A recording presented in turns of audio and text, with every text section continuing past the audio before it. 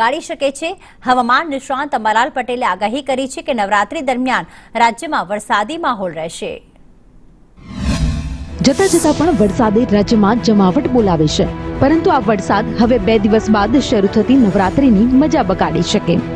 હવામાન નિષ્ણાંત અંબાલાલ પટેલે આગાહી કરી છે કે આગામી 8 થી 10 ઓક્ટોબર દરમિયાન રાજ્યમાં વરસાદી માહોલ રહી શકે। આજે વરસાદ તડકા વચ્ચે ભિન્ન ભિન્ન ભાગોમાં પડી શકે વરસાદ।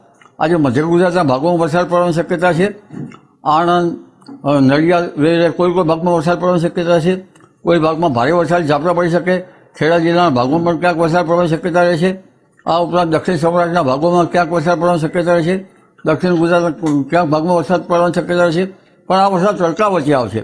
અમદાવાદ, ગાંધીનગરમાં પણ હળવા વરસાદ ઝાપટા આજના દિવસમાં પડી શકવાની શક્યતા રહેશે। નવરાત્રી દરમિયાન હસ્ત નક્ષત્ર અને ચિત્રા નક્ષત્ર આવે છે।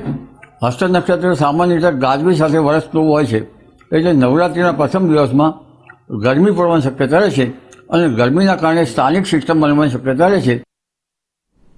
તો રાજ્યમાં આજે ભારે વરસાદની